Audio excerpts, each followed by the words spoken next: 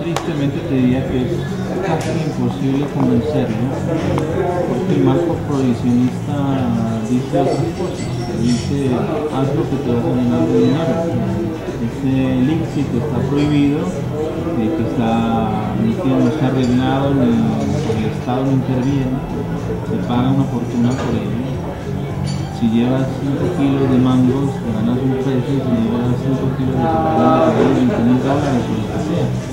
Entonces, evidentemente, no le puedes explicar eso. ¿Qué campesino te va a entender eso? ¿Cómo le puedes explicar que siempre papa y no coca? Si va a ganar $10 al mes sembrando papa y va a ganar 5,000 al mes sembrando coca, tienes que vivir.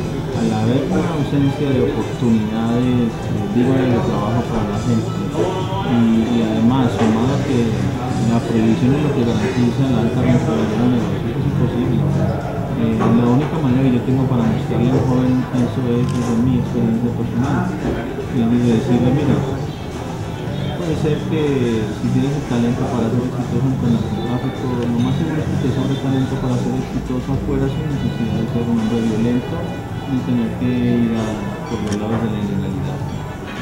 Pero es muy difícil porque esta es una cultura que está además mediatizada. Los capos se han convertido, como mi padre, en íconos, en referentes y en casi que entre comillas, pero lo cierto es que parecen superiores, y desde ese lugar es muy difícil decirle que no a jóvenes que ven en esas personas inspiradores, héroes y ejemplos a seguir. Yo les puedo mostrar un montón de historias y anécdotas de contar cómo yo tuve mucho dinero en efectivo y me de hambre al lado de mi padre, con lo cual casi como un campesino en ese momento que no tenía un peso en su bolsillo era 10,000 veces más rico que nosotros que teníamos millones de dólares. Pero es difícil, porque como dicen por ahí, el único que aprende en cabeza ajena es el peluquero.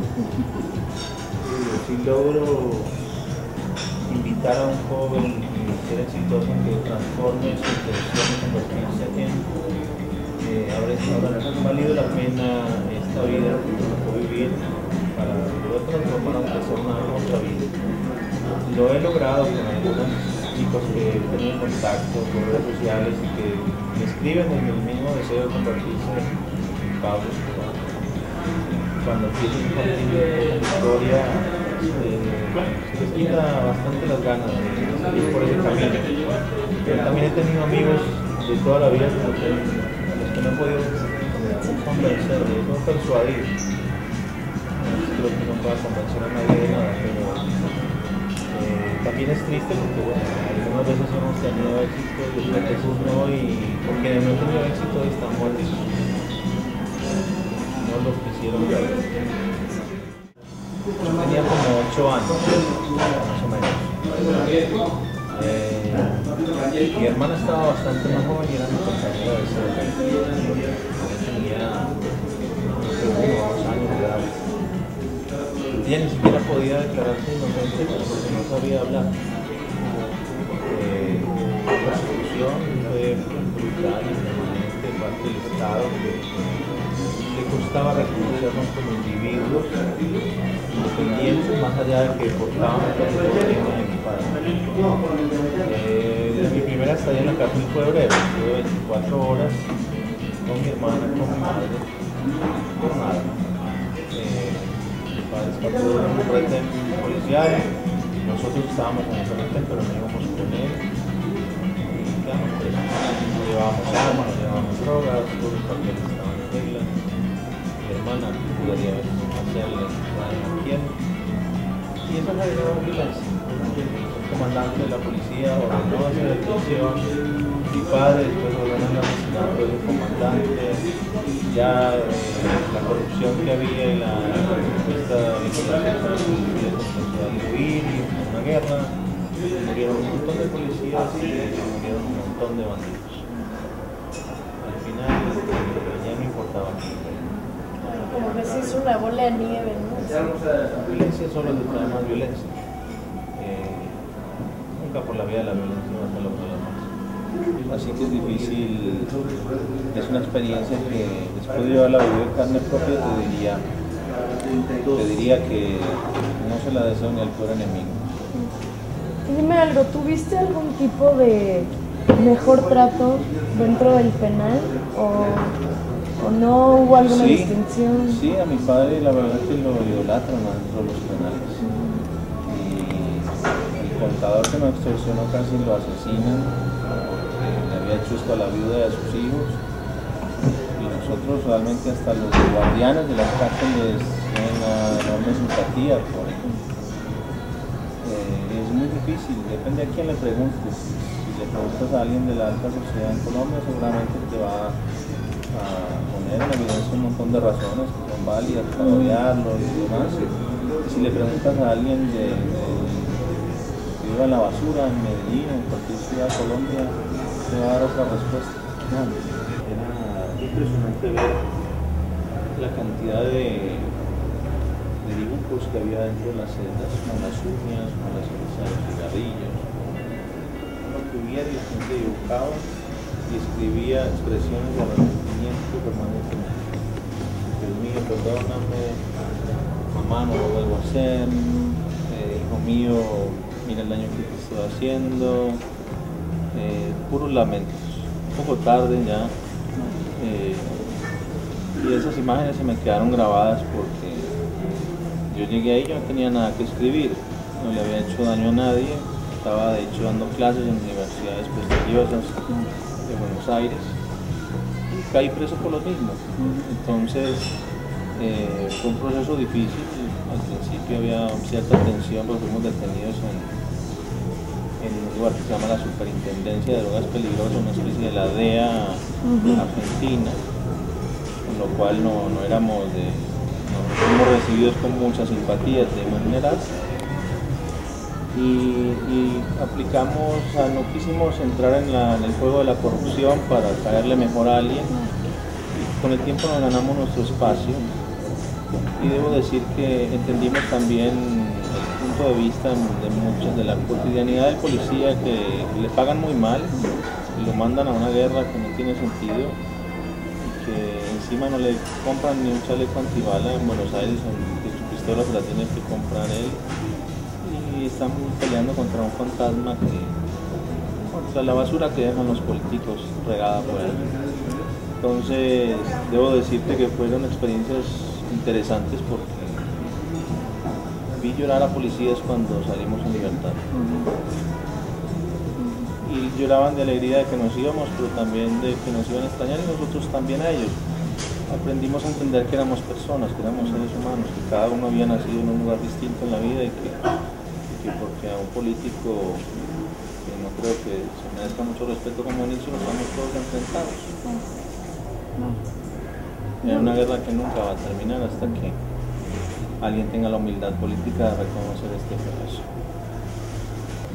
Yo lo que creo es que hay que revisar las reglas, que hay que revisar las reglas que sirven y las que no, las reglas que nos están garantizando violencia y las reglas que nos podrían generar un ámbito mucho más inclusivo, mucho más pacífico, mucho más decente, mucho más humano. Las leyes, como decía, moldean a los ciudadanos y terminan generando un entorno que es propicio para la violencia. Se dedican tantos recursos a la guerra, se dedican tan pocos recursos a educarnos, y se nos pretende educar a punta de pistola, y eso no es una fórmula que vaya a funcionar. No creo que los niños aprendan matemáticas con pistolas en la cabeza. Creo que si se les enseña con amor, podemos tener una sociedad que después no va a ser necesario castigar, que vamos a estar lo suficientemente informados y educados para no enfrentarnos de manera tan violenta y brutal como lo estamos haciendo hoy en una sociedad que tiene prohibidas las drogas. Yo creo que para que disminuya la delincuencia, disminuya la inseguridad, se tiene que abordar desde muchas perspectivas: salud pública, política, información, educación, tantas áreas que tienen que intervenir de manera conjunta, porque hoy lo hacen de manera aislada, son esfuerzos que no están coordinados en absoluto, y desde ese lugar cada uno piensa y hace la suya, y no se piensa verdaderamente en la comunidad. habiendo tanta ausencia de valores humanos en la política, finalmente no terminas de entender cómo, o sí lo entiendes, porque hay una gran ausencia de valores. Entonces pareciera que la gente importa poco, que no interesa quién cae ni qué lado. La realidad y el entorno legal actual es el que está produciendo la violencia que estamos viendo en las calles. Y no es un tema de México, es un tema de cualquier país. Yo ayer leí una niña colombiana, pues una adulta, pero una mujer colombiana fue condenada a cadena perpetua en China por llevar 2 kilos de cocaína. No sé, en Colombia, no sé, yo creo que en 6 meses estás libre. Y si negocias, de pronto ni tocas la cárcel. Entonces, yo creo que hay una disparidad en la manera como se aborda el problema en el mundo, que tiene que haber un consenso, que tiene que haber una...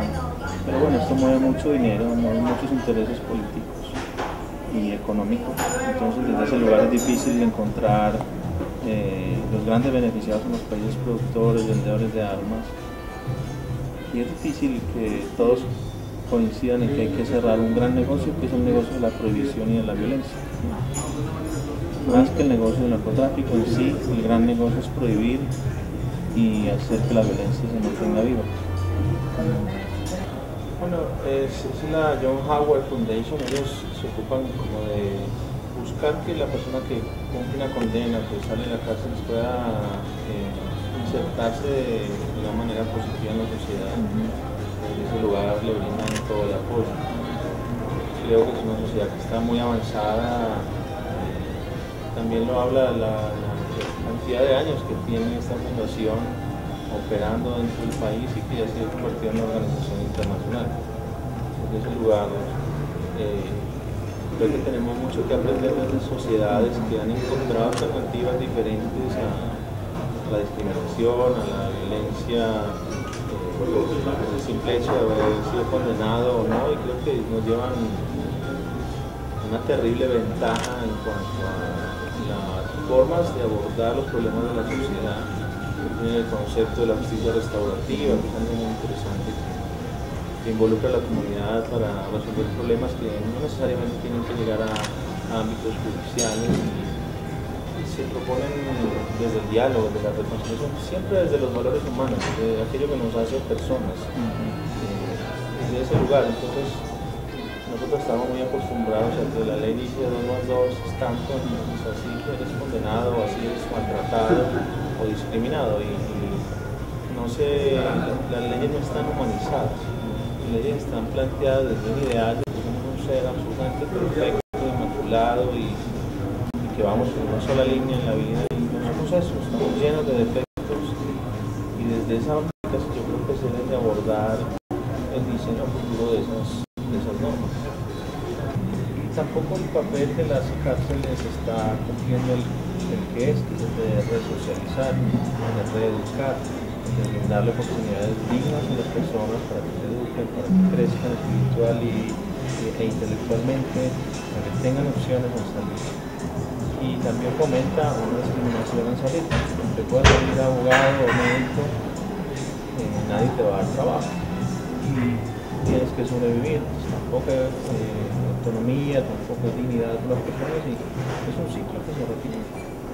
Ahora, de la única manera que yo lo he podido romper es no participando, y ha sido una decisión soberana, individual, que me mantiene libre y no me hace esclavo de esas políticas. Las cárceles hoy en algunos países son también grandes fábricas. Se necesitan de políticas que lleven a mucha población presa para poder tener una mano de obra barata. Y se necesitan políticas que hagan caer muy fácil a muchos. Entonces, desde ese lugar, esa perspectiva exclusivamente económica y no humana, como están las cosas, lo único que puedes hacer es mantenerte al margen desde tu individualidad y hacer aportes detrás de la cotidianidad.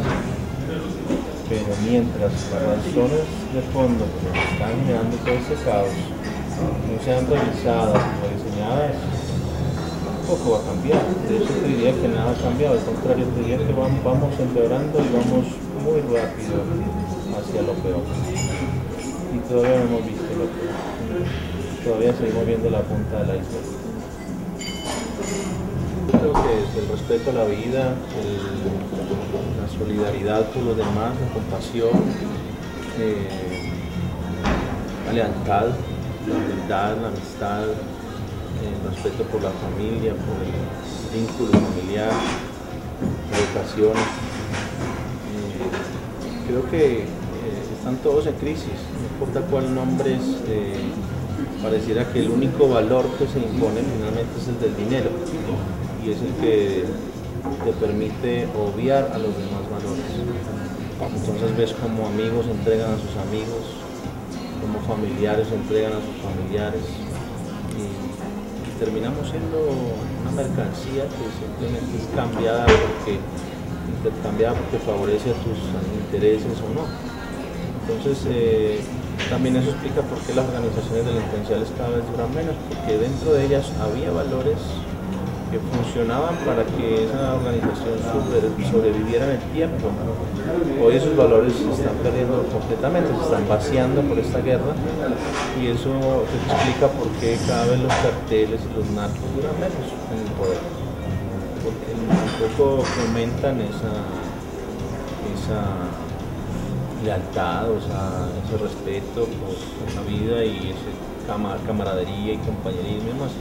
No hablo de valores solamente para las organizaciones delincuenciales, lo hablo para la sociedad en general. Esto es para todos, esto no es para unos pocos. Lo que quiero decir con esto es que nos tiene que verdaderamente importar el otro para poder generar cambios de fondo.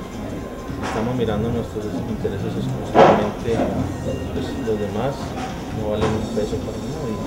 Yo creo que en el primer mundo se usa la droga para divertirse y en el tercero es para sobrevivir, además.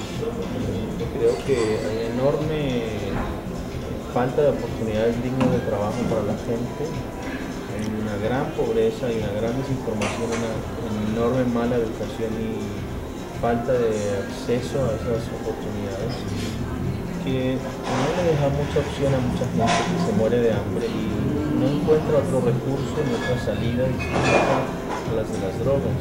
Hay mucha gente que está metida en ese negocio porque terminó metiendo, no porque quiso, no porque crea que es lo mejor que puede hacer en su vida, sino porque no tenía otras opciones.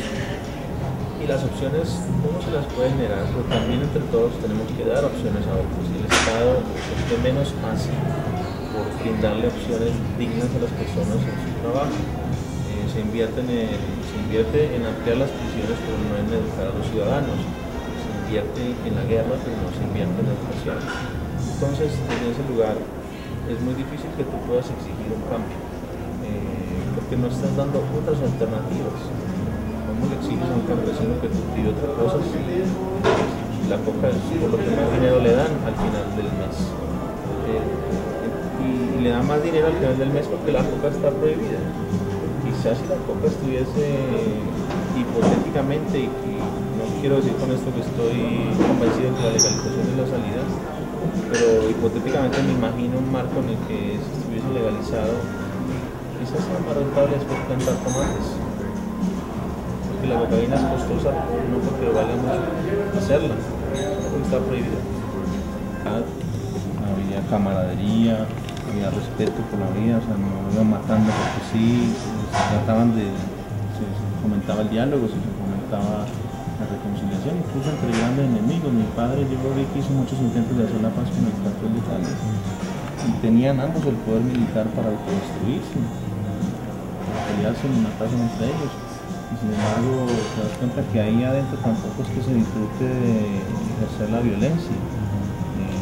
Algunas circunstancias los llevan a tomar determinadas situaciones, la mala información, la manipulación de la información, el aislamiento en el cual vive un campo. Un campo no puede venir a tener contacto con la realidad cotidiana, está aislado y depende de alguien que le lleve información. Hay muchos intereses que se mueven ahí. hay mucha gente que vive de la guerra, así como hay mucha gente que vive del narcotráfico y de las drogas y sea venta, menudeo, mayoreo, no interesa. Hay muchos que viven, que su negocio es la violencia. Y si no hay una guerra, no comen. Si no hay una guerra, no le pueden regalar una buena casa a su mamá en diciembre. Entonces, si no la hay, se la inventan. Entonces la industria del chisme dentro del negocio del narcotráfico es la más peligrosa de todas, es la que más vidas se lleva. El capo está aislado y llega un fulano y le dice, mira, aquel está hablando mal de ti o te va a entregar. Si el capo le da plata al mensajero para que vaya y mate al otro. Y eso nunca fue cierto, y el que se benefició fue el que recibió el dinero para hacer Eso es una de las cosas más peligrosas dentro de ese mundo, la manipulación de la información dentro de cualquiera, pero se da en todos lados. Ya no te diría que es indistinto. En la política también ves como los líderes entre sí se pisan los talones, se tiran entre ellos. Unos días los ves juntos, otros días los ves del otro lado. El vaciamiento y la ausencia de valores está en todas las partes de la sociedad, no solamente en esos lugares del narcotráfico. Creo que el mensaje es invitar a reconocer que tenemos un problema que va mucho más allá de poderlo enfrentar por la vía de la guerra. Creo que la democracia tiene una enorme deuda con la sociedad, y es firmar la paz con las drogas.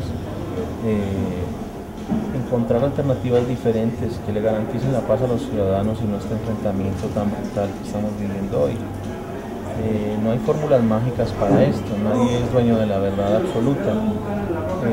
Lo que sí creo es que hoy tenemos una fuerte evidencia de 40 años ininterrumpidos de violencia que nos deberían de permitir evaluar alternativas distintas. Y mi mensaje es que se liberen del prejuicio, que desde ese lugar puedan encontrar una manera diferente para enfocarse en resolver el problema. Y el problema ha estado y va a seguir estando. No importa la política que diseñes, siempre va a haber gente dispuesta a probar drogas o a comprarlas, y siempre va a haber gente dispuesta a venderlas.